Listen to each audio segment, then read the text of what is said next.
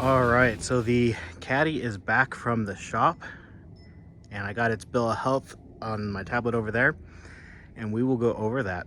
So he did just look at the mechanical things, nothing cosmetic. I'm going to do my best to take care of those things. And the quote that I got was pretty high. Let's go ahead and take a look at that here. Zoom in a little bit.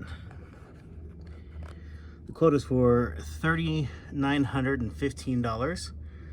If we scroll up to the actual list of work to be done, we have kind of a list of things that were recommended to do as part of a timing belt.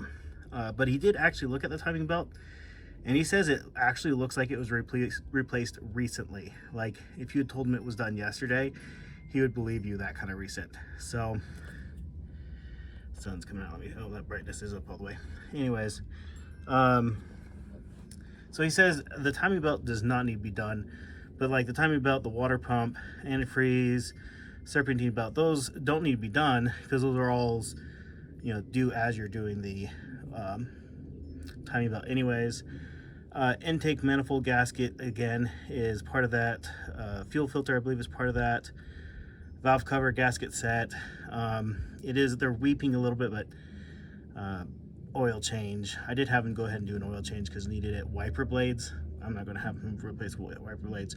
So the list that actually could stand to be done on the car is actually pretty short. We have some tie rod ends, an idler arm, an oil pressure sender, brake rotors, which don't actually need to be done.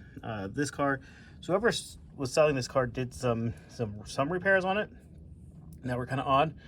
Like the timing belt has been recently changed. The air filter was brand new, but the oil wasn't changed.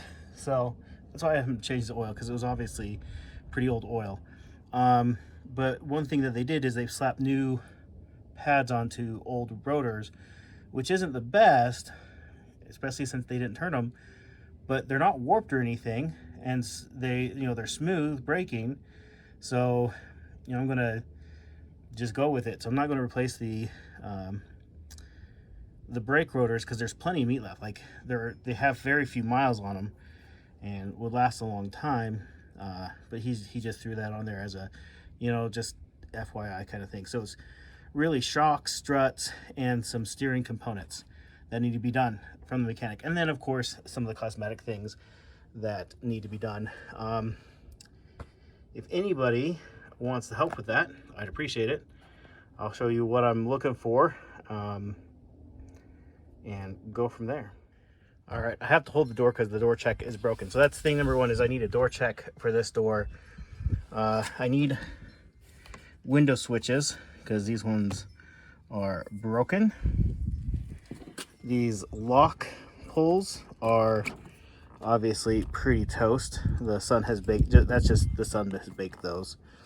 The piece that holds it in the channel here has just come unglued from here, so I'm just going to take this panel off and re-glue that back together.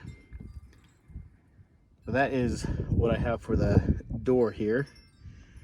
For the trunk, I noticed one of these was hidden behind this panel over here, and I wasn't quite sure that's what that was from.